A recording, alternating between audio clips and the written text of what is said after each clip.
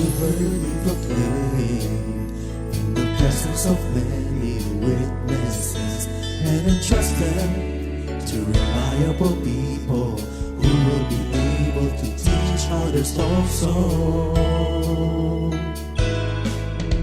Take the teachings you heard me proclaim in the presence of many witnesses, and entrust them to reliable people who will be able to teach others also. Take the teachings you heard me proclaim in the presence of many witnesses, and entrust them to reliable people who will be able to teach others also. Take the teachings you heard me proclaim in the presence of many witnesses, and entrust them to reliable people who will be able to teach others also. 2 Timothy 2:2. Hallelujah, 2 Timothy 2:2. Praise the Lord. 2 Timothy 2:2. You and me, let us proclaim the gospel. 2 Timothy 2:2. Hallelujah. 2 Timothy 2:2. Praise the Lord. 2 Timothy 2:2. You and me, Let us proclaim the gospel of Jesus Christ. Take the teachings you heard me proclaim in the presence of many witnesses, and entrust them to reliable people who will be able to teach others also. take the teachings you heard me proclaim in the presence of many witnesses, and entrust them to reliable people who will be able to teach others also. 2 Timothy 2:2. Hallelujah, 2 Timothy 2:2. Praise the Lord. 2 Timothy 2:2. You and me, let us proclaim the gospel. 2 Timothy 2:2. Hallelujah. 2 Timothy 2:2. Praise the Lord. 2 Timothy 2:2. You and me, Let us proclaim the gospel of Jesus Christ. The harvest is plenty, but the workers are few. As for me and my house, we will serve the Lord. We will serve the Lord.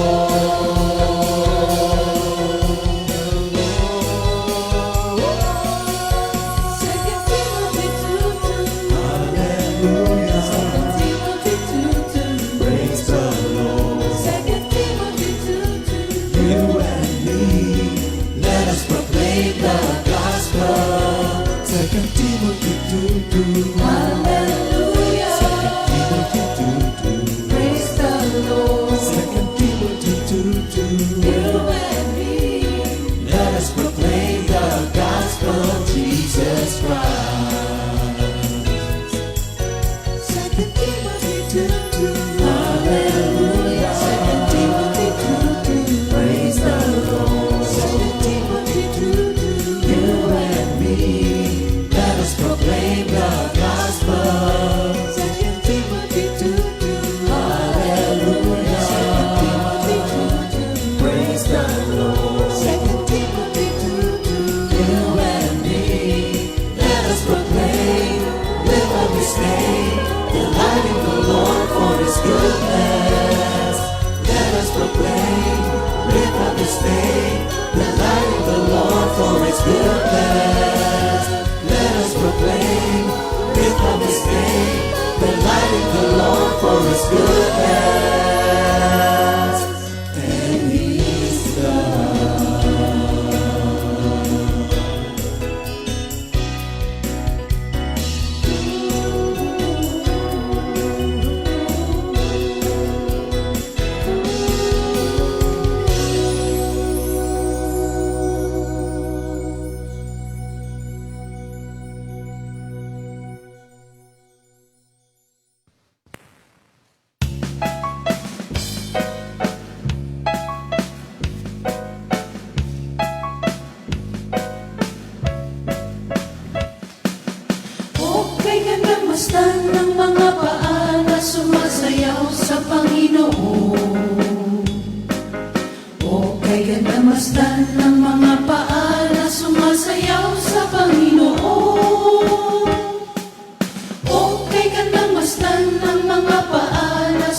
sumasayaw sa Panginoon.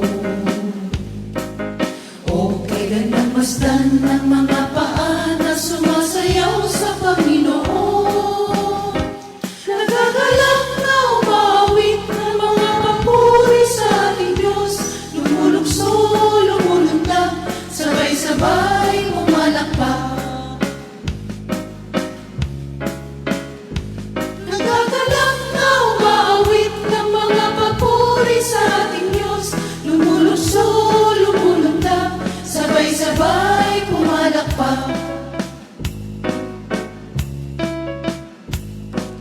Halina, halina, halina kapatid, umawit tayo kay Jesus.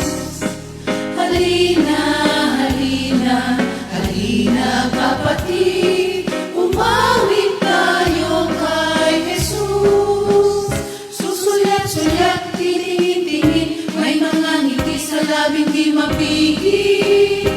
Punong-puno ng pag-ibig ng Diyos. Susulyat-sulyat, tingin-tingin, may mga ngiti sa labing di mapigil. Punong-puno ng pag-ibig ng Diyos.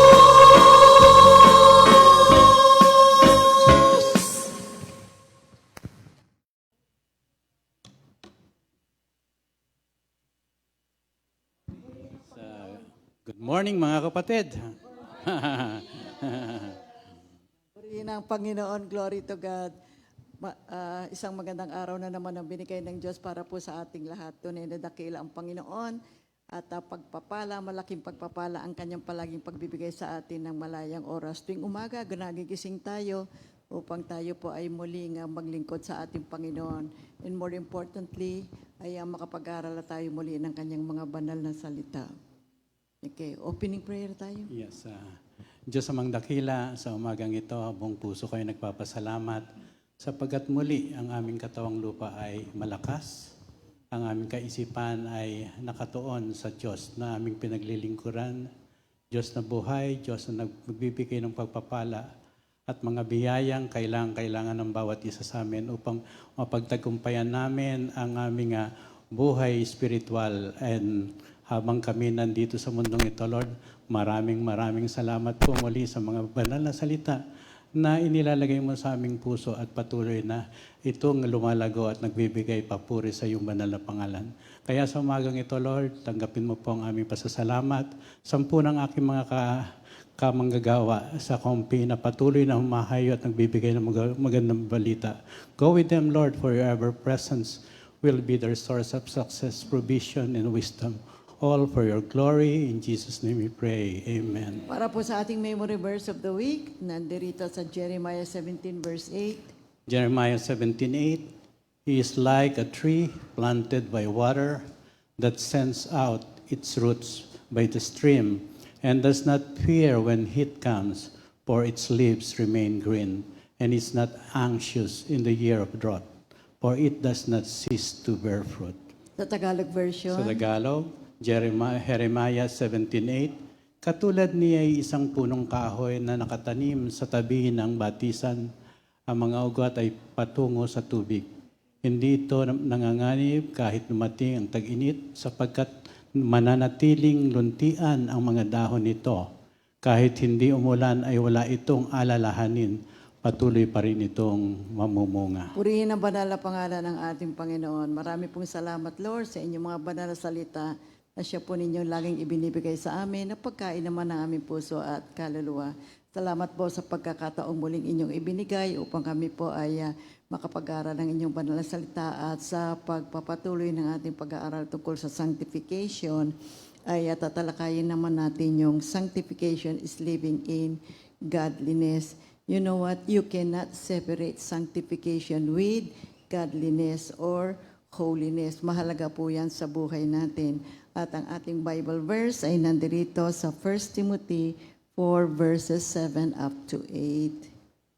Sa Tagalog po mga kapatid, unang Timoteo 4, 7 hanggang 8, huwag mong pag-aksayahan ng panahon ng mga alamat na walang halaga. Sa halip, sanayan mo ang iyong sarili sa makadiyos na pamumuhay.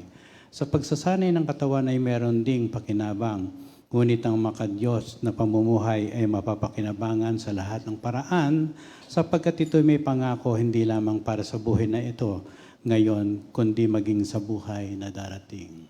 Sa English version. But keep away from those godless legends which are not worth telling. Keep yourself in training for a godly life. Physical exercise has some value, but spiritual exercise is valuable in every way because it promises life both for the present and for the future. Purihin ang ating Panginoon. So, ang tanong ng marami, ano ba yung godliness na yan?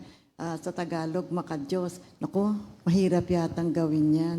So, talakayin natin at bigyan natin ng, bagamat ito ay isang malawak na aralin, ay sa araw na ito, bigyan natin ng pag-aaral ang tungkol dito sa godliness. Sabi ko nga, hindi natin maihiwalay ang pagkakaroon ng sanctified life sa godliness. What is godliness? Okay.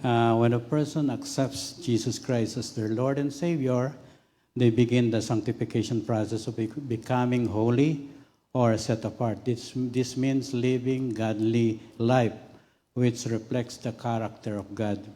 Although no one can be perfect like God, the Holy Spirit dwells in our hearts and helps us glorify God in our lives. So, to be sanctified means living a godly life. You become holy or set apart. That is sanctification.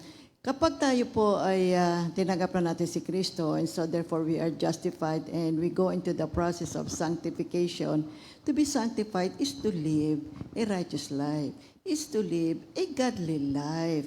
Kaya yan ang tinatalakay natin ngayong umaga. Bigyan natin ng pag-aaral ang tungkol sa godliness. Kasi magkasama po yan, mga kapatid. Kapag tayo po ay namuhay na may makadiyos na uri ng pamumuhay, ito po ay paraan upang tayo po ay magmasanctify. Living a godly life leads to a sanctified life. Pag sinabi natin godliness, ito yung ating behavior, yung pang-araw-araw nating pagkilos. At yung holiness is our inner being. So if you are holy, your behavior is godly. And this holiness is not by keeping the law. Hindi po natin makukuha ito by keeping the law. Makikita natin yan sa Romans 3:20 at Galatians 2:16. Sa Roma 3:20, walang taong mapapawalang sala sa paningin ng Diyos sa pamamagitan ng pagsunod sa kautusan, sapagkat ang ginagawa ng kautusan ay ang ipaalam sa tao na siya'y nagkasala. At sa Galatia 2:16, gayon man, alam nating ang tao ay pinawalang sala sa pamamagitan ng pananampalataya kay Hesus Kristo at hindi sa pamamagitan ng pagsunod sa kautusan.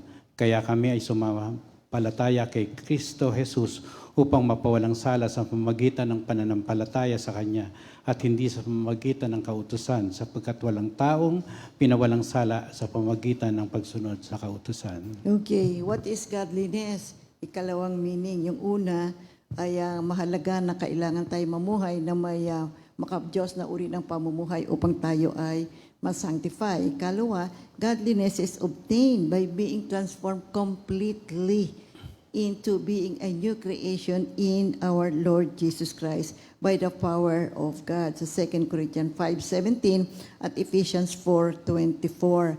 At the moment of salvation, we are completely made clean. Napatawad tayo sa ating lahat ng mga kasalanan. And we are made righteous.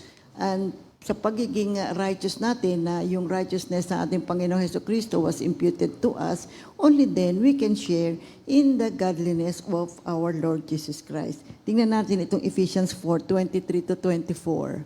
Magbago na kayo ng diwa at pag-iisip, at ang dapat ninyong isuot ay ang bagong pagkatao na nilikhang kalarawan ng Diyos at nahahayag sa matuwid at banal na pamumuhay ayon sa katotohanan. Amen. Ikatlo, godliness is God-likeness. It's being like God. It is expressing God. This is not merely an outward matter. This is something that is inside us, that is expressed outwardly. Kailangan po mag-manifest ang ating Panginoon sa panlabas na uri ng ating buhay. Now, as believers of Christ, we need to pursue godliness in our lives. That's why we have to live a daily kind of life that shows godliness, that we have to show the character of God is in us. In 1 Timothy 6:11, But you, man of God, flee from all this. Yung flee from all this, ito yung greed and error, mga kapatid. And pursue righteousness, godliness, faith, love, endurance, and gentleness.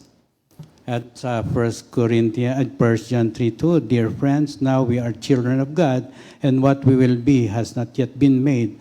But we know that when Christ appears, we shall be like Him, for we shall see Him as He is. we always have to remember, my dear people of God, that now that we are translated from the world of darkness to the world of light sa ating Panginoon Hesukristo, we are now in the sanctification process. Iba na po talaga ang ating lifestyle. Hindi na pwede yung worldliness. Kailangan pong, minsan nakakalimutan kasi natin, we always have to remind ourselves. I-remind natin ang ating isipan, iba na ako ngayon, iba na ang lifestyle ko ngayon, iba na ang aking pag-iisip, iba na ang uri ng aking pamumuhay ngayon.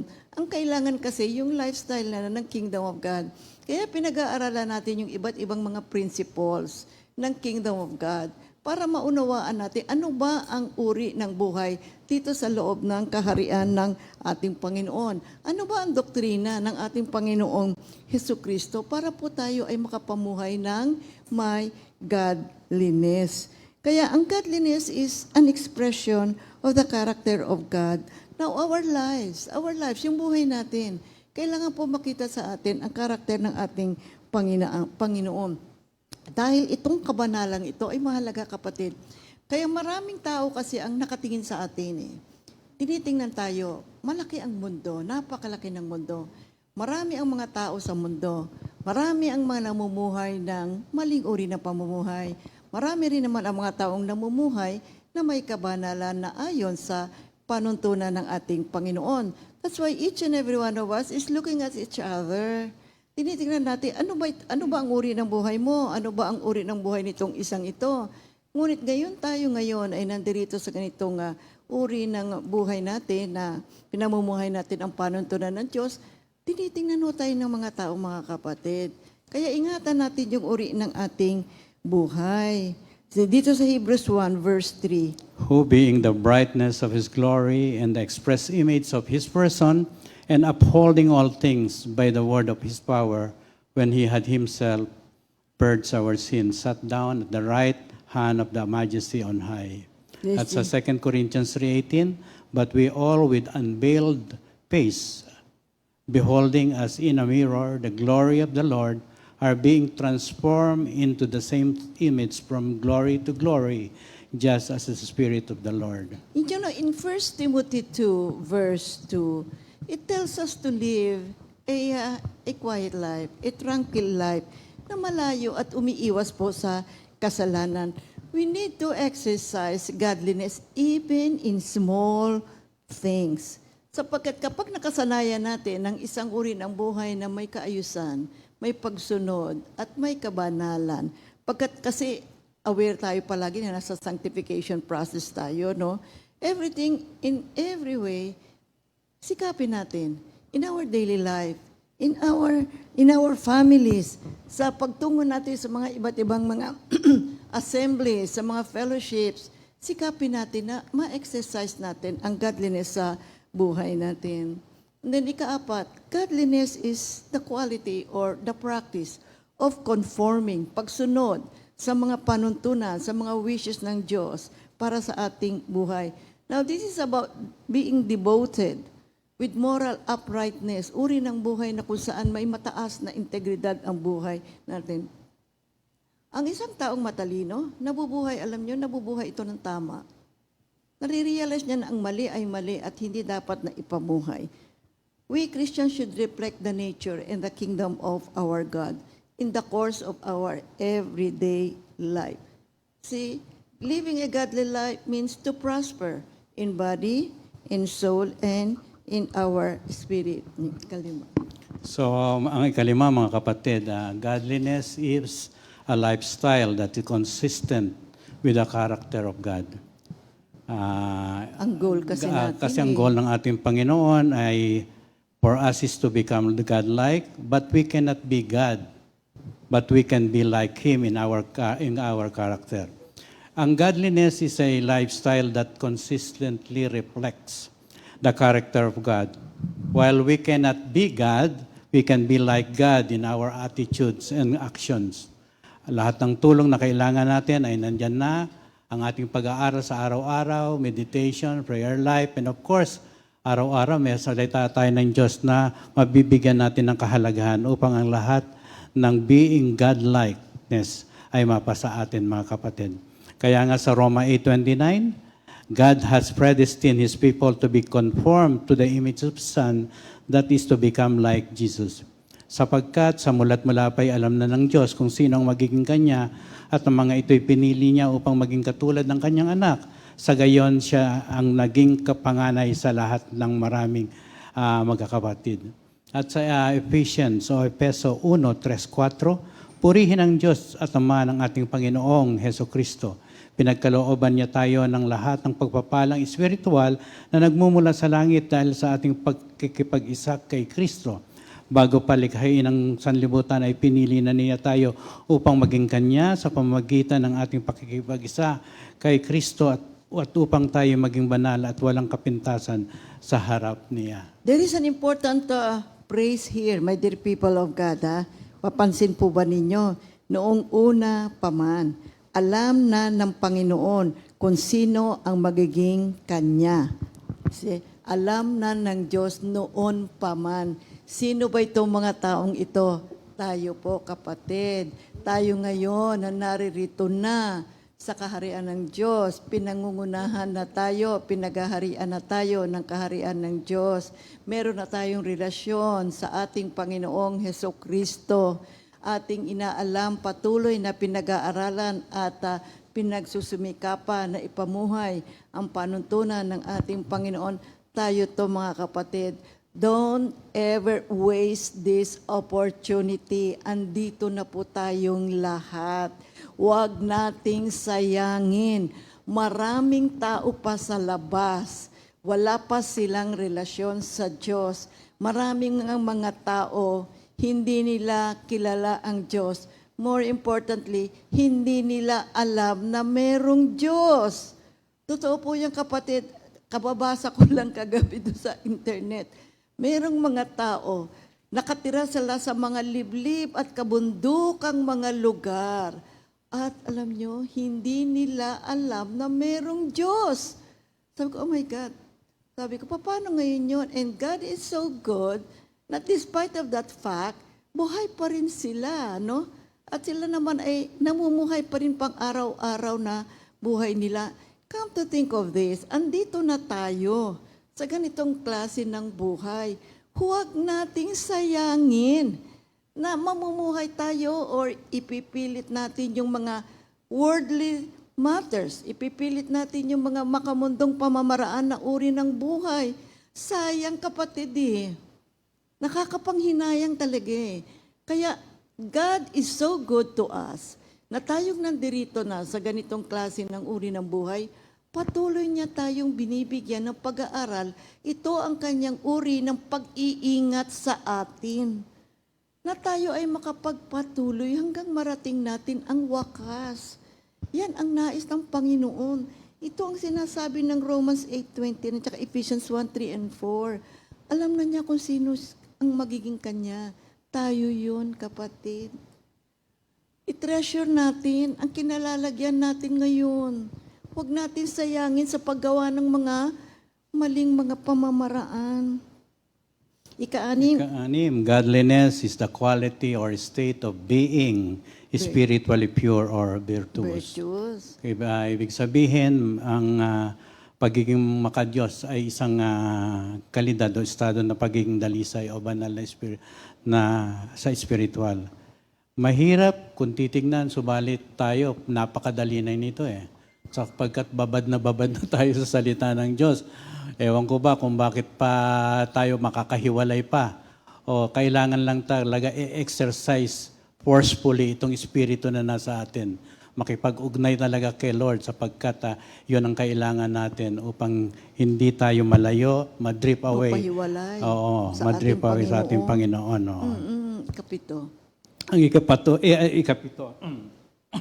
In the New Testament, godliness is the reverent awareness of God's sovereignty over every aspect of life and the attendant determination to honor Him in all one's conduct. Yes, mga if we live kapatid. in godliness, this is an act of worship.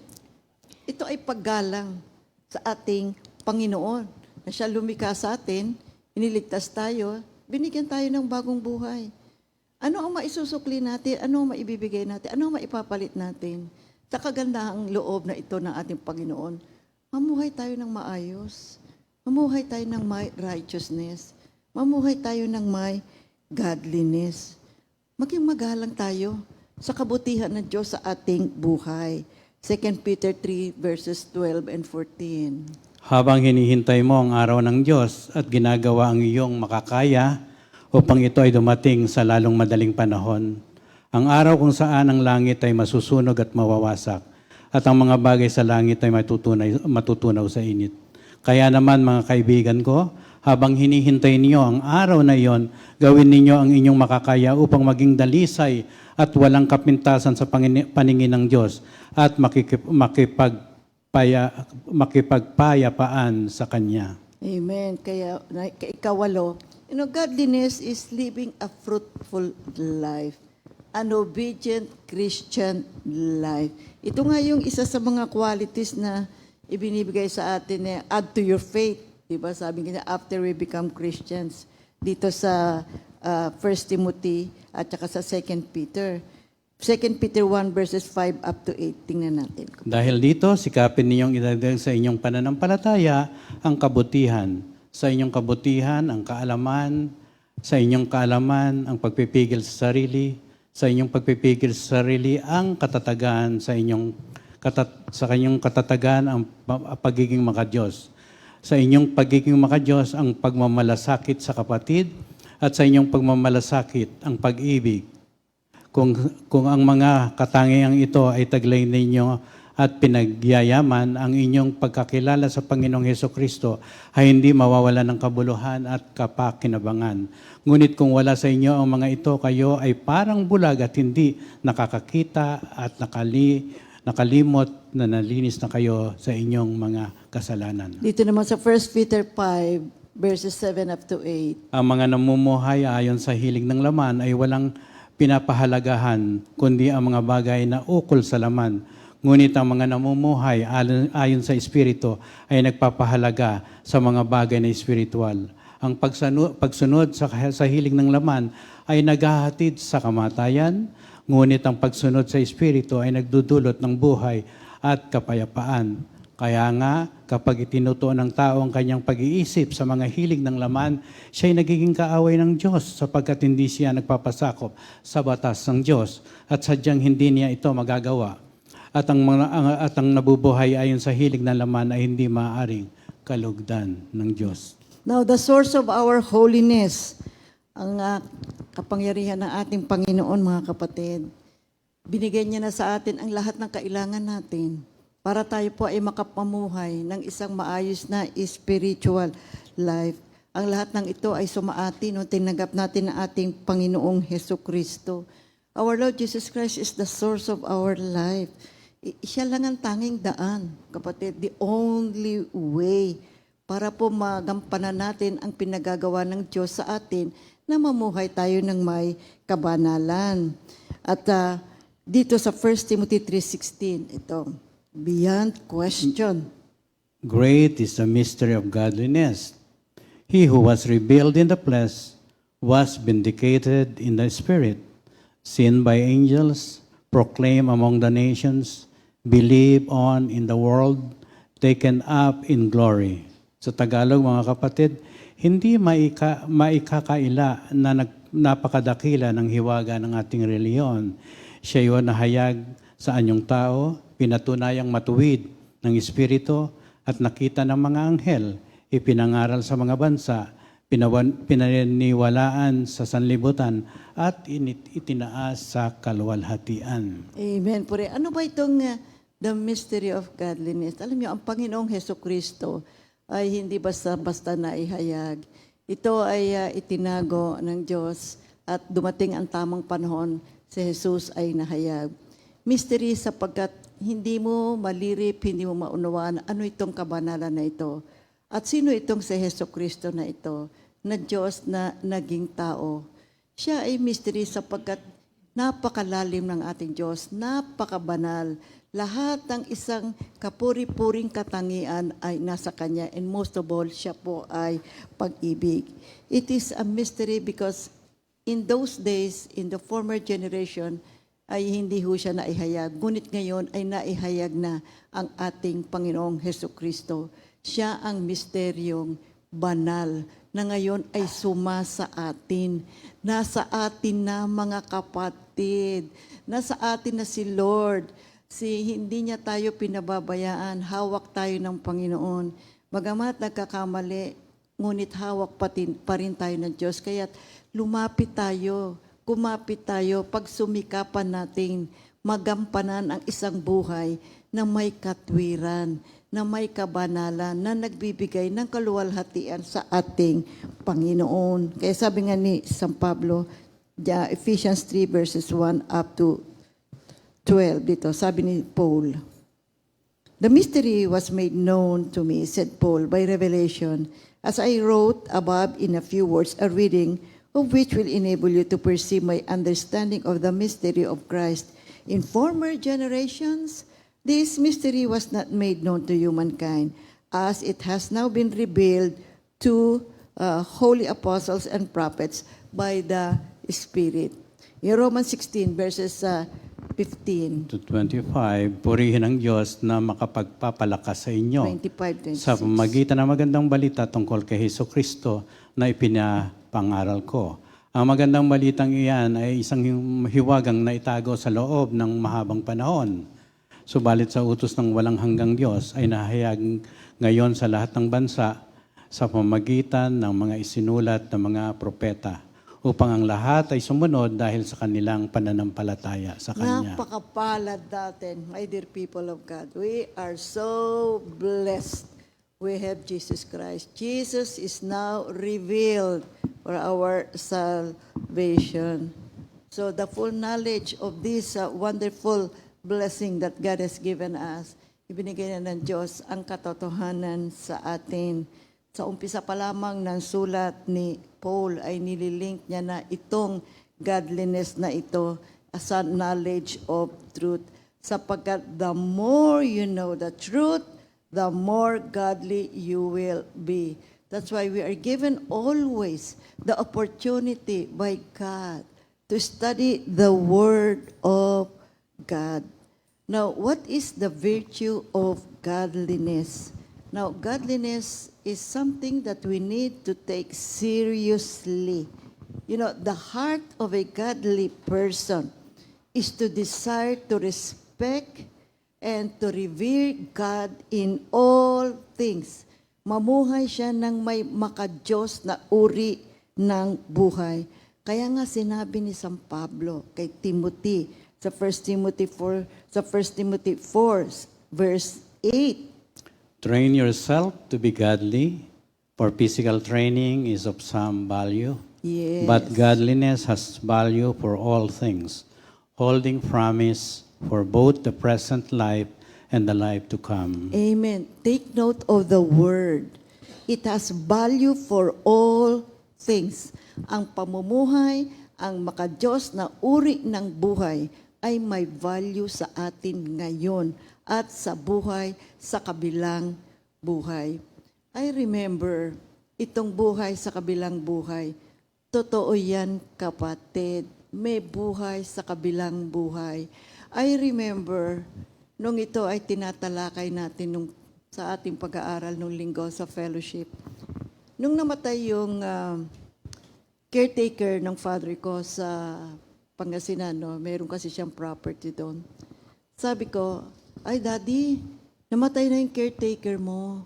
Punta tayo sa Pangasinan at makilibing tayo. So nagpunta naman kami sa Pangasinan.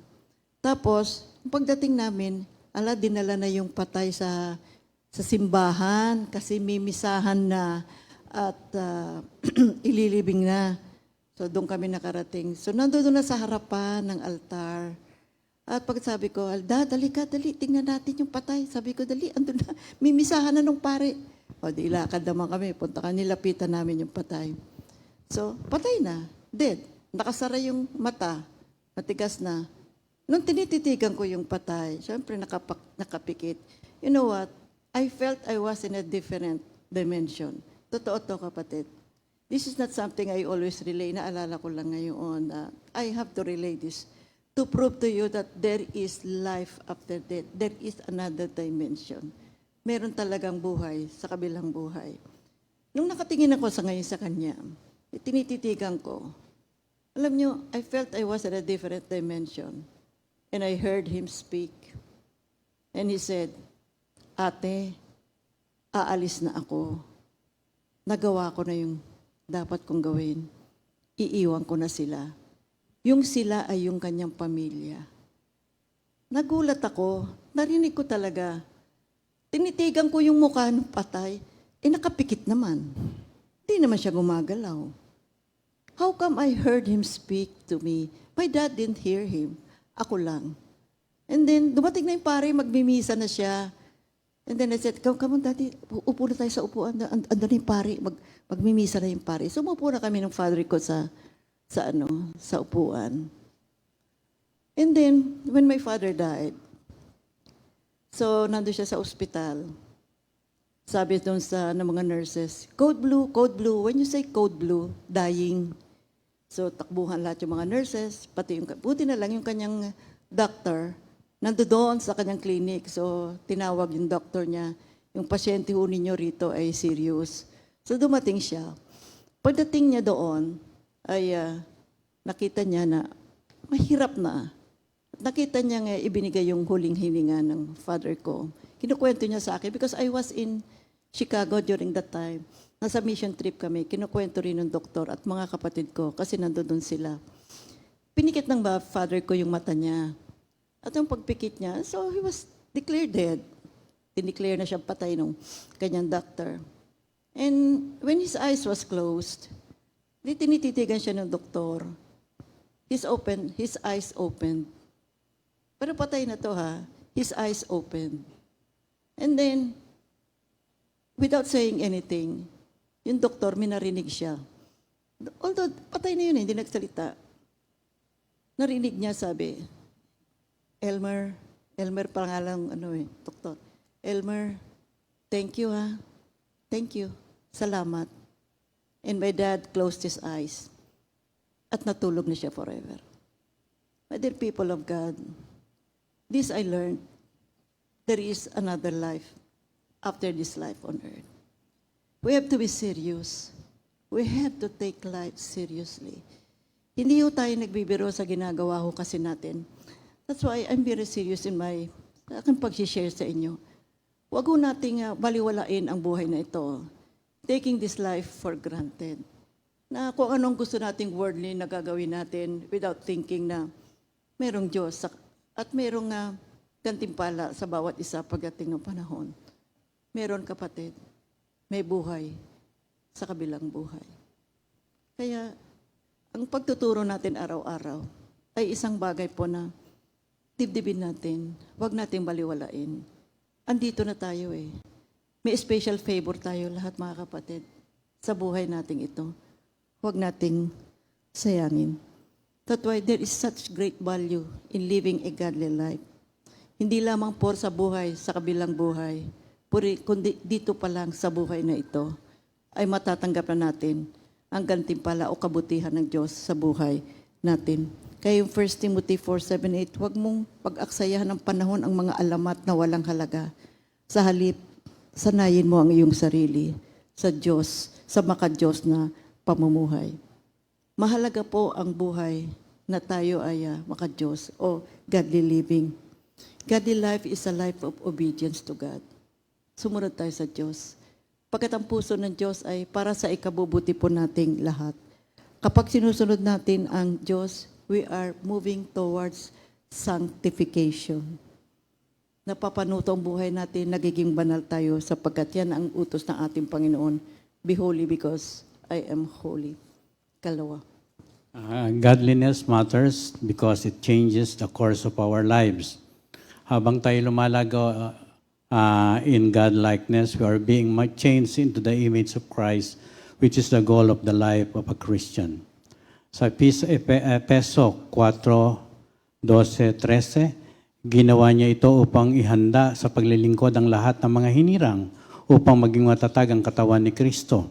Hanggang makarating tayo sa pagkakaisa ng pananampalataya at pagkilala sa anak ng Diyos at maging ganap ang pagkatao ayon sa pagiging ganap ni Kristo. Kaya how does godliness benefit us? Tinuturo ni San Pablo na godliness is more valuable than bodily training. Godliness is of value in every day, in every way, sapagkat ito'y may hawak na pangako for the present life and also for the life to come. It also helps us to avoid wrong things such as false teaching as well as irrelevant silly myths.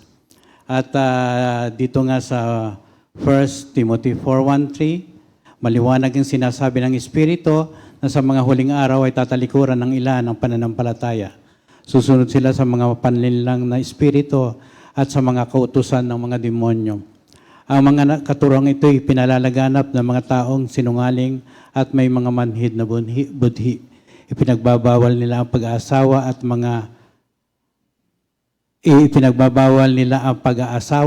at ang ilang uri ng pagkain, mga pagkaing nilikha ng Diyos upang kaining may pasasalamat ng mga mananampalataya at nakakaunawa ng katotohanan.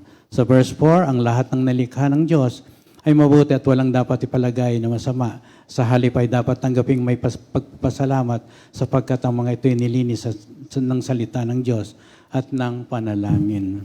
Ano ba ang bunga ng godliness? You see, may bunga po ang pamumuhay ng godliness. Galatians 5:22. Subalit, ang bunga ng Espiritu ay pag-ibig, kagalakan, kapayapaan, pagtsatsaga, kabaitan, kabutihan, katapatan, kahinahunan at pagpipigil sa sarili. So narito, living a godly life, makikita po ang bungang ito sa ating buhay. You see, the godly person bears fruit that reflects their spiritual vitality and growth. Oo nga naman. Prosperity in our body, soul, and spirit. Yumayabong ang ating buhay spiritual. See? But how can we pursue godliness? So, paano ko magkakaroon ng buhay na may godliness? Well, nandiyan po yung pag-aaral natin ng salita ng Diyos. Yes, salamat sa Diyos. Lagi tayong binibigyan ng pagkakataong mag-aral. No? Memorizing, meditating, at very important, i-apply natin ang salita ng Diyos araw-araw. Kaya nga binigyan tayo ng puso at kaisipan ng ating Panginoon para gamitin po natin ang lahat ng ito at hindi sa mga pamamaraan na makamundo. Alam naman natin na ang banal na Espiritu ay kumikilo sa atin, nagtuturo sa atin ng mga banal na salita ng ating Panginoon. At kapag patuloy natin kinonfess that Jesus is Lord, ay yan po ay isang magandang kaugalian ng isang Kristiyano. And then let us join together always. Let's form ourselves into fellowships and prayer meetings tulad nga na nakasulat sa Acts 2. So remember that godliness ay hindi lamang ito pansarili, mga kapatid, kundi ito po ay kapahayagan na ang liwanag ng Diyos ay nasa atin. Godliness reveals to us that we are the salt and light of the world. This is not something that we have to hide, pero maski naman gusto mo tago ito, lalabas at lalabas talaga ang isang mabuting uri ng buhay kapag tayo po ay namumuhay at talagang nandoon yung ating pagnanasa na mabigyan natin ng kaluguran ng Diyos sa pamamagitan ng pamumuhay ng may kabanalan. Yung Matthew 5:16. Gayon din naman, dapat ninyong paliwanagin ang inyong ilaw sa harap ng mga tao upang makita nila ang inyong mabubuting gawa at papurihan ang inyong Ama na nasa langit. At sa 1 Timothy 5:25, gayon din naman, may mabubuting gawa na kapansin-pansin at kung hindi man mapansin, ang mga ito'y hindi maililihim habang panahon. Okay. 1 Timothy 5:25. Yan, yung binasa ko kanina. Binasa mo na. But how do we practice godliness? Ayan, importante. We have to practice and train ourselves by immersing ourselves in God's Word. Marami naman talaga nag-aaral sa salita ng Diyos. Maski tayo we always have the privilege of studying the Word of God. Now, ang importante dito kasi is ipamuhay. Kailangan pong, we have to remind ourselves always, nandito na ako sa kaharian ng Diyos, iba na talaga yung lifestyle ko. Kailangan umiwas ako. Kaya lang nga, magtataka tayo kung bakit paminsan-minsan ay nakakalusot itong kaaway at nakagagawa tayo ng mga bagay na hindi naman gusto ng Diyos, no? Kaya napakaganda at binigyan tayo ng pagkakataon ng Diyos na mag-aral tungkol sa concupiscence, pagkatapos sinunod yung worldliness, cure for worldliness, at ngayon naman meron tayong godliness. Yan po ay mahalagang mga pag-aaral, kapatid. Huwag natin sayangin. Iwasan ho natin. Hindi naman makabubuti Hindi nagbibigay ng luwalhati sa Diyos. Nakakasakit pa sa puso ng ating Panginoon. At hindi lang yun, mapapariwara tayo. Remember, na ang pamamaraan ng kaaway is always to destroy us. John 10:10. Wala hong gawang mabuti yan para po sa ating lahat. So, that's why God is always giving us ng mga pamamaraan upang makapamuhay tayo ng may kabanalan. 1 Timothy 4:11-16. Ituro mo't ipatupad ang lahat ng ito. Huwag mong hayaang hamakin ka ninuman dahil sa iyong kabataan. Sa halip, sikapin mong maging mahalimbawa sa mga mananampalataya sa iyong pagsasalita, pag-uugali, pag-ibig, pananampalataya at malinis na pamumuhay. Habang wala pa ako riyan, iukol mo ang iyong panahon sa pagbabasa ng kasulatan sa harap ng mga tao, sa pangangaral at sa pagtuturo. Huwag mong pabayaan ang kaloob na ibinigay sa iyo ng magsalita ang mga propeta at ipatong sa iyo ng mga matatandang pinuno ng iglesia ang kanilang kamay. Isagawa mo ang mga ito at pag-ukulan mo ng panahon upang makita ng lahat ang iyong paglago. Pagkaingatan mo ang iyong sarili at ang iyong mga pagtuturo. Patuloy mong gawin ang mga ito sapagkat sa paggawa mo na ito'y maliligtas ka, pati na ang mga nakikinig sa iyo. See, verse 14, huwag mong pabayaan ang kaloob na ibinigay sa iyo nang magsalita ang mga propeta at ipatong sa iyo ng mga matatandang pinuno ng iglesia ang kanilang kamay. Isagawa mo ang mga ito at pag-ukulan mo ng panahon upang makita ng lahat ang iyong paglago. Pakaingatan mo ang iyong sarili at ang iyong pagtuturo. Patuloy mong gawin ang mga ito sapagkat sa paggawa mo nito ay maliligtas ka, pati na ang mga nakikinig sa iyo. My friends, sino po ba? Mga kapatid, sino po ang tinutukoy dito? Pakaingatan mo ang iyong sarili at ang iyong pagtuturo, mga tagapagturo. You see, we are greatly hated by the enemy because we always declare the truth of our salvation. We always declare our Lord Jesus Christ. Kaya sino ang titirahin niya? Ang mga nagtuturo. Kaya ang sabi dito, ini-encourage tayo. You see, pakaingatan mo yung iyong sarili. Gumawa ka ng mabuti. At sa paggawa mo nito, maliligtas ka, pati na ang nakikinig sa iyo. So give this as an encouragement, tayo na mga tagapagturo. Marami ang nakatingin sa atin. There is a cloud of witnesses around us, watching us, listening to us. And then hindi lang basta nakikinig yan, tinitingnan tayo how we live our lives. See, are you living what you are preaching? See, mahalaga kapatid, kaya tayo po ay ni-encourage ng mga banal na salita. Ayusin natin yung buhay natin. May panahon pa, nandirito tayo mga kapatid. Iwasan natin, mag-pray tayo sa ating Panginoon na may ayos natin ang ating buhay at mabigyan natin ng kaluwalhatian ng puso ng Diyos sa pamamagitan ng isang uri ng buhay na maka-Diyos. And then how do I grow in godliness? Now, meron kami inilagay na 8 rules for growing in godliness. Unang-una, grace. Grasya lang ng Diyos ang buhay natin. I remember Sister Ligaya, palagi niya sinasabi, huwag niyo sayangin, grasya na nga lang ang buhay natin eh. Huwag niyo nga sasayangin yung grace na yan, grasya na nga lang eh. Tinandaan ko talaga yung palagi niyang sinasabi yun sa ating lahat. At ikalawa, beware of the world. Pag-ingat tayo sa mundo. Pakagulo ng mundo eh. Di ba? Laging pinag-uusapan, mga makamundong mga bagay. Ang daming uri ng mga hindi mabuting uri ng buhay. Mag-ingat tayo kapatid.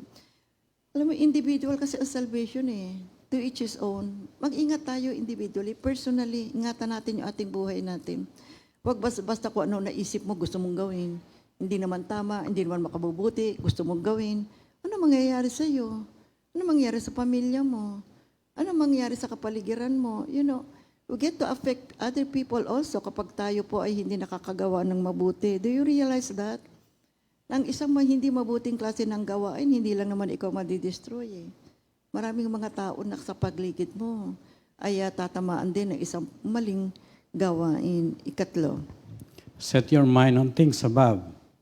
Ibig sabihin, itakda natin itong ating isip sa mga bagay na itaas. Sapagkat itong kaisipan na ito ay taglay ang isang makapangyarihang bagay.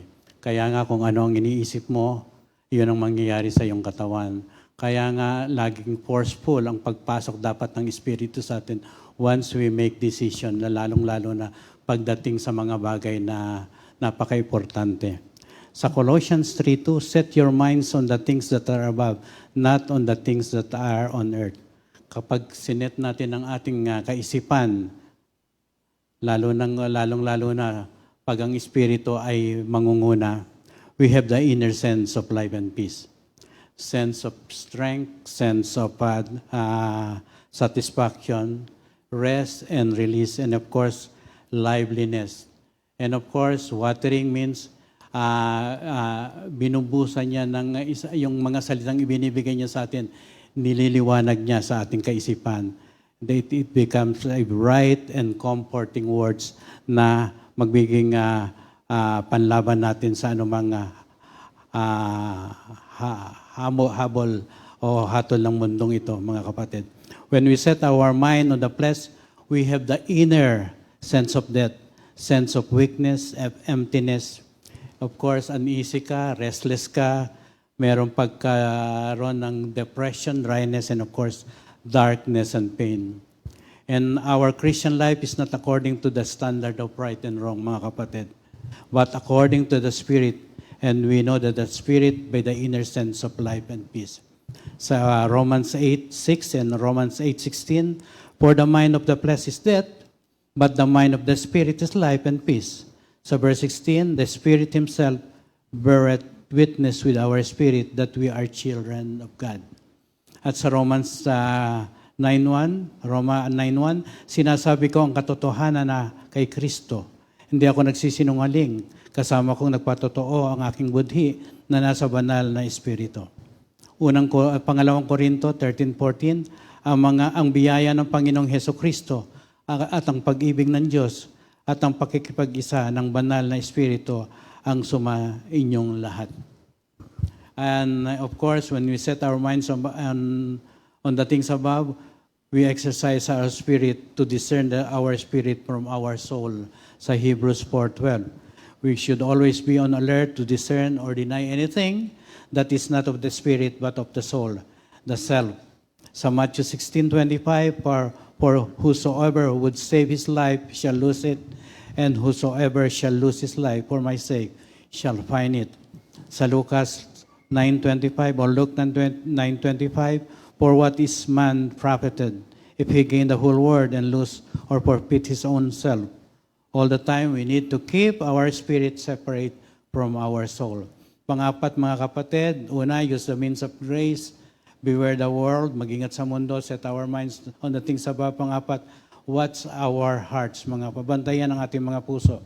Proverbs 4:23, watch over your heart with all diligence, from it flow the springs of life. Sa talatang ito, mga kapatid, in-instruct tayo to keep our heart, meaning to watch over, cultivate and protect it. It is a wise expression to keep your mind na nakatuon sa ating Panginoon, at kung ano man ang sinasabi niya sa atin na dapat nating gawin, kailangan gawin natin, mga kapatid. Mahirap man gawin ito. So we will weigh the things na mga bagay na in accordance to the will of God properly, and undoubtedly, i-express natin yung ating buhay na aksyon na pagiging makadiyos in positive or negative ways, mga kapatid. Okay. Ikalimang rule for growing in godliness, guard your time. Ayan, importante itong mga kapatid. Ephesians 5:15-17. So then, be careful how you walk, not as unwise people, but as wise, making the most of your time, because the days are evil. Therefore, do not be foolish, but understand what the will of the Lord is. So what does it mean to guard your time? Protect your time, mga kapatid. Take control of your schedule.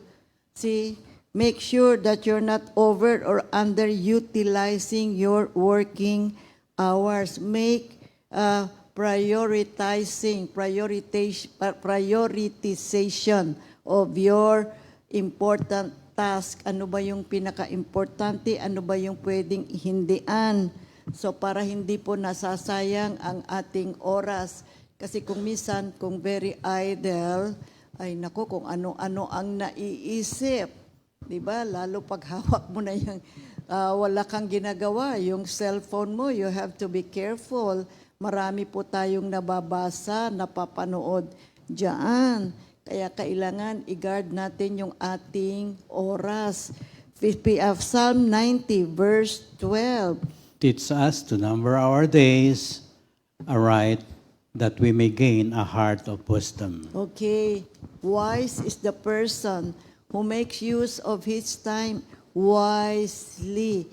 Maaaring sabi mo, ay tapos na yung trabaho ko, I have nothing to do. Oh, good. Use it to worship God. Pray to God. Read the book of God, the Bible. Mag-aral ka. Hindi yung kung ano-ano ang ilalagay natin sa ating isipan. Ika-anim na rule, consider the shortness of your life. Maigsi ang buhay. Hindi natin alam kung kailan ang ending ng buhay natin. Kailangan gamitin natin ang ating oras, ang ating buhay sa makatwirang pamamaraan. Live a godly life. Lalo na ngayon, nandirito na tayo sa ganitong klase ng uri ng buhay. Ingat-ingat tayo, mga kapatid. Dahil hindi natin alam kung kailan talaga ang katapusan ng mundo at ang katapusan ng ating buhay. Maraming mga tao sasabihin nila, ay saka na lang ako lalapit sa Diyos pag malapit na akong mamatay. Ang problema, hindi natin alam kung kailan yung ating ending dito sa lupa. And remember, sanctification is matatapos lang yan kapag namatay ka na.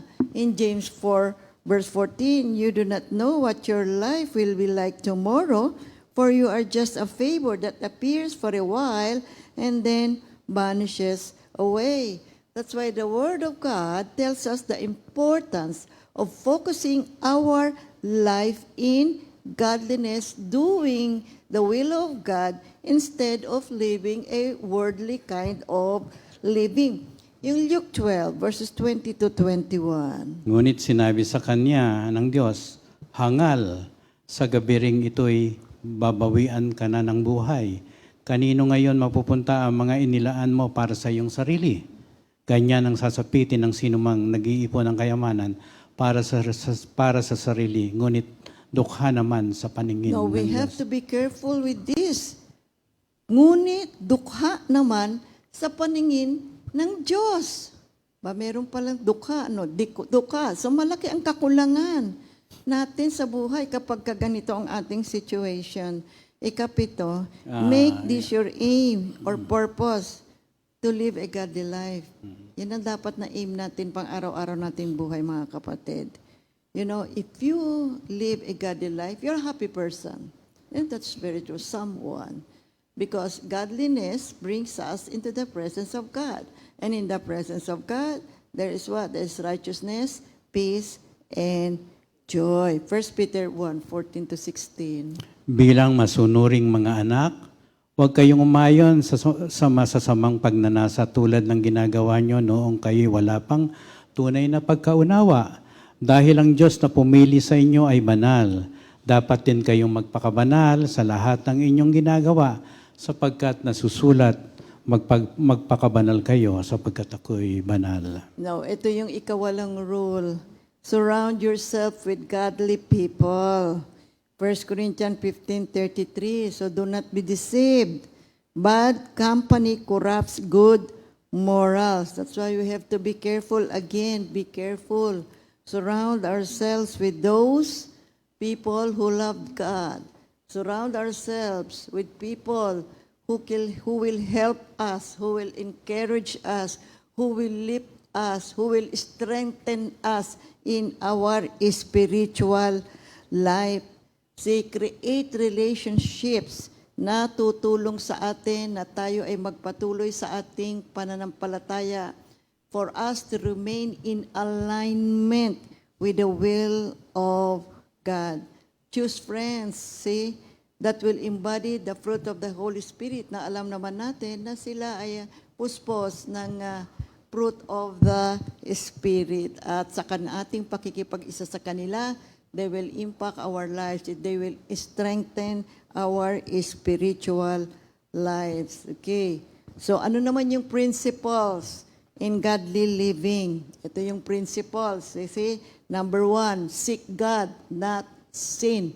Huwag nating hanapin. Huwag nating gustuhin ng gumawa ng mali. Alam mo naman ang mali huwag mo nang gawin. Hanapin mo ang Diyos, kaya nga seek first the kingdom of God and His righteousness, and all these things shall be added unto you. Kaya 1 Chronicles 28 verse 9. As for you, my son Solomon, know the God of your father and serve him wholeheartedly and with a willing mind, for the Lord searches all hearts and understands every intent of the thoughts. If you seek him, he will let you find him, but if you forsake him, he will reject you forever. Secondly, fear God, not man. Matakot ka sa Diyos, huwag sa tao. Matthew 10 verse 28. And do not be afraid of those who kill the body, but are unable to kill the soul, but rather fear him who is able to destroy both soul and body in hell. Proverbs 29:25. The fear of man brings a snare, but one who trusts in the Lord will be protected. Many will seek the ruler's favor, but justice for mankind comes from the Lord. Now, there are lots of people who are more focused on pleasing men than pleasing God. Remember that the fear of the Lord is the beginning of wisdom. Ikatlong principle. Love God, not the world. Mahalin mo ang Diyos, hindi ang mundo. 1 John 2:15 to 17. Do not love the world, nor the things in the world. If anyone loves the world, the love of the Father is not in him. For all that is in the world, the lust of the flesh, and the lust of the eyes, and the boastful pride of life, is not from the Father, but is from the world. The world is passing away, and also its lust. But the one who does the will of God continues to live forever. Apat, believe God, not the defender. Oh, the deceiver, Oh, the deceiver. Mm-hmm. Marami kasi alam. Manloloko. Maraming naniniwala kay Satanas, no? Napansin niyo ba? Kaya maraming mga tao, andyan yung pagsisinungaling, nandyan yung hindi paggawa ng mabuti, pinaniniwalaan nila ang kaaway. Yun ang father of lies eh. Don't believe the deceiver. Satan is the deceiver. He is a liar since the beginning. But Jesus said, I am the way, the truth, and the life. Alam nyo, kaya si Satanas, pag kumikilos, alam mo, kapag nagsalita yan, pag nagbulong-bulong yan, yung kanyang mga temptations, parang akala mo napakaganda. Very attractive, very appealing. Kaya tuloy maraming mga tao na-attract tuloy at nakakagawa sila ng kasalanan. Ikalima, Obey God, not your appetites. oo, sundin ng Diyos. Oo. Hindi yung mga gusto mo, naisip mo lang, gusto mo, okay na, mali naman, paano na lang yan? Pag nagkamali ka, hindi lang yung sarili mong apektado, maraming tao apektado eh. So napakaganda na sumunod sa ating Panginoon. Alam mo, yung obedience na yan, panahon pa ni Adan at ni Eva, hanggang ngayon pinag-uusapan pa rin natin yung obedience na yan. Yan talaga ang pagkakasala ng tao sa ating Diyos eh. 1 Corinthians 9:24-29. Alam niyo ang mga kalahok sa paligsaan ay tumatakbong lahat, ngunit iisa lamang ang nagkakamit ng gantimpala. Kaya't pagbutihin ninyo ang pagtakbo upang kamtan ninyo ang gantimpala. Lahat ng manlalarong nagsasanay ay may disiplina sa lahat ng bagay upang magkamit ng isang gantimpalang panandalian lamang. Ngunit ang gantimpalang hinahangad natin ay panghabang panahon. Hindi ako tumatakbo ng walang patutunguhan at hindi ako sumusuntok sa hangin. Subalit, pinahihirapan ko ang aking katawan at sinusupil ito upang sa gayo hindi ako maalis sa paliksaan pagkatapos kong mangaral sa iba. Kaanim, serve God, not self. Paglingkuran ng Diyos at hindi ang sarili. Makikita natin sa 1 Peter 1:14-15, as obedient children, do not be conformed to the former lusts, which were yours in your ignorance, but like the Holy One who called you, be holy yourselves also in all your behavior. Okay. Acts 5:29, but Peter and the apostles answered, we must obey God rather than men. You see, obedience to God is not only an act of worship. It is a way for us to be closer to God.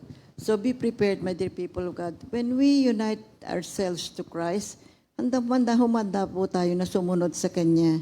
And we will grow as a person. Ikapito, worship God, not comfort. Kung minsan, gusto natin yung comfort sa sarili natin instead of worshiping our God. What does it mean to worship God, not comfort? Dito sa Habakkuk 3:17-19, Bagamat di namumunga ang puno ng igos at hindi rin namumunga ang mga ubas, kahit na maantala ang pamumunga ng olibo at walang anihin sa mga bukirin, kahit na namamatay lahat ang mga tupa at wala ang mga baka sa kulungan, magagalak pa rin ako at magsasaya dahil si Yahweh ang Diyos na magliligtas sa akin. Ang Panginoong Yahweh ang sa akin nagpapalakas tulad ng usa. Tiyak ang aking mga hakbang. Inaalalayan niya ako sa mga kabundukan. Amen. Kaya yung 1 Timothy 4:8, inihahambing ni San Pablo ang pisikal na pagsasanay para sa isang atleta sa spiritual na pagsasanay para sa kabanalan. Sinasabi niya na ang pisikal na kondisyon ay may ilang kahalagahan, ngunit hindi gaanong mahalaga kaysa sa isang makadiyos na buhay. Ang dahilan kung bakit mas mahalaga ang kabanalan kaysa pisikal ay dahil sa walang hanggang halaga nito. Ang physical fitness ay isang magandang bagay. Kailangan din naman natin yan sa buhay natin. Ngunit hinihikayat ni San Pablo si Timoteo na maging matapang at protektahan ang kanyang pananampalataya. So pinapaalalahanan ni San Pablo si Timoteo na ang makadiyos na pamuhay ay isang mabuting gabay sa buhay natin. Sa pamamagitan nito ay mapagtatagumpayan ang mga temptations o pamamaraan ng kaaway sa ating buhay. So ang pagsasanay sa biblikal na kahulugan ay nangangahulugan ng uri ng pagtuturo sa katotohanan at disiplina ng pag-uugali na nasasangkot ng paulit-ulit na pagsasanay. Ito ay mabuting araw-araw. Hindi ho minsan lang nagagawin natin na tayo ay mamuhay ng maka-Diyos, kundi araw-araw ito na ho ang uri ng ating buhay. Kaya itinuturo ni San Pablo kay Timoteo na ang kabanalan ay nakahihigit sa pisikal na ehersisyo. May walang hanggang kaibahan ang pagiging maka-Diyos na buhay. At nung sinabi, for the purpose of godliness, ang sinasabi naman ni San Pablo kay Timoteo ay kailangan nasa loob mo, nasa pag-uugali mo, ang pagiging maka-Diyos. Nandoon talaga yung great desire mo na mabigyan mo ng kaluguran ang Diyos at mamuhay ka ng may kabanalan. Kaya godliness refers to a conduct that honors God. Okay. And of course, godliness refers to proper Christian attitude and conduct that is produced by the Holy Spirit as a result of exercising our faith in the Word of God, resulting in the obedience to the Word of God. Kaya nga, bawat salita natin na galing sa salita ng Diyos, tayo ang unang nasasanctify. Tayo ang unang nadideliver from the sin nature. Kaya nga patuloy tayong nag-aaral at nagbibigay kahalagan sa mga salita na ibinibigay sa atin ng Panginoon. Kaya nga itong training in exercising unto godliness, meaning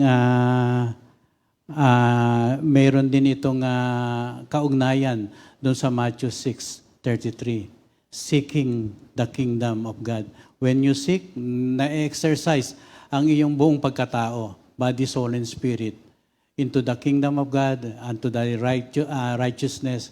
And of course, lahat ng bagay na hinihiling natin, hindi man dumating sa atin sa panahon, darating at darating, lalong-lalo na yung wisdom na hinihingi natin sa ating Panginoon upang mailagay natin ang ating sarili sa isang makatwiran na pamamahala ng Diyos. Kaya sa 1 Timothy 4 verse 8, sinasabi ni San Pablo kay Timoteo, yung pagdidisiplina sa sarili para sa layunin ng kabanalan ay mahalaga. Kasi matutupad natin ito kung tayo ay may great desire na mamuhay tayo ng may makabadiyos na buhay at protektahan natin, alagaan natin yung ating pananampalataya. Godliness is shown in our unwavering faith to our God. Kaya sa madaling salita, inuutusan ni San Pablo si Timoteo na disiplinahin mo yung sarili mo sa pamumuhay na maka-Diyos, sa paraang maka-Kristiyano at maging katulad ka ng iyong Panginoon, ng ating Panginoon, nating lahat, ng ating Panginoong Jesucristo. In Jesus' name we pray. Amen. Okay, closing. At yung ating birthday, ang may birthday, marami sila, October 4. Sister Thea Galang. Brother Albert, birthday ni Albert Cabral. Sister Gael Francisco. Brother Kenneth Escondo. Sister Charmaine Manzano. Sister Rosalie Brasa. Sister Samantha Nuas. Sister Carmelita Asprek.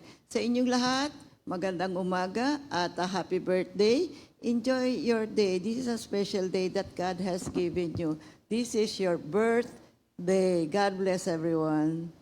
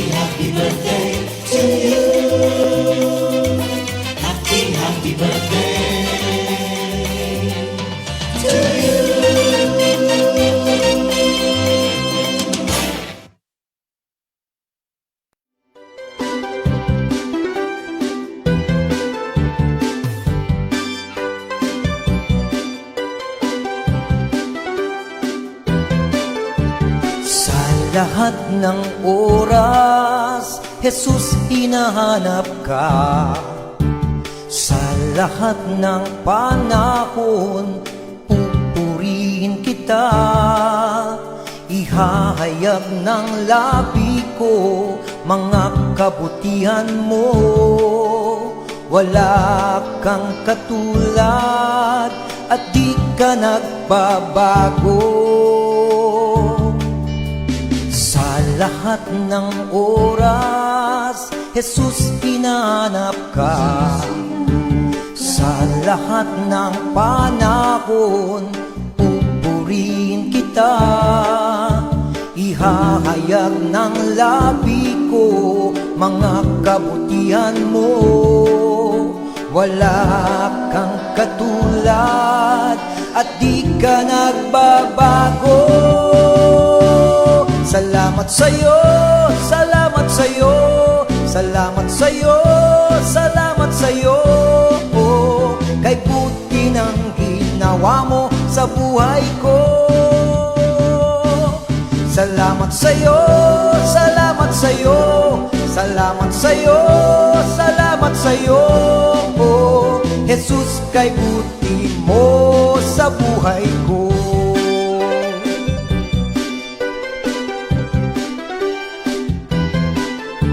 Sa lahat ng oras, Jesus, hinahanap ka. Sa lahat ng panahon, pupurihin kita. Ihahayag ng labi ko mga kabutihan mo. Wala kang katulad at di ka nagbabago. Salamat sa'yo, salamat sa'yo, salamat sa'yo, salamat sa'yo. Kay buti ng ginawa mo sa buhay ko.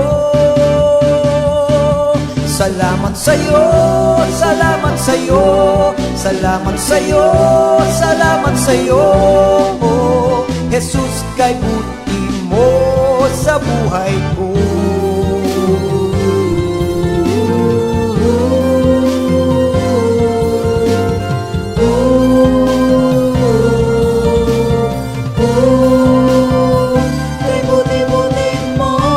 Salamat sa'yo, salamat sa'yo, salamat sa'yo, salamat sa'yo.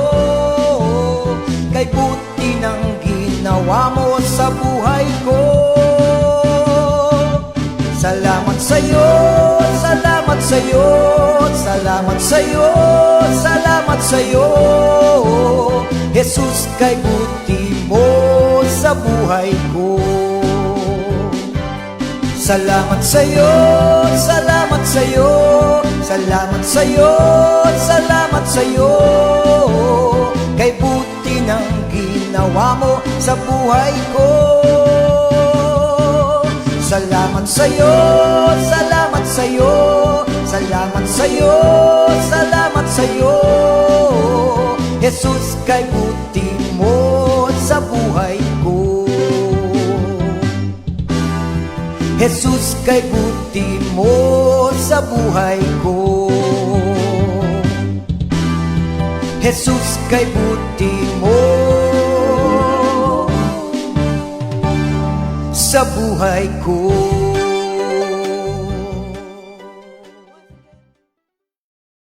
Second Timothy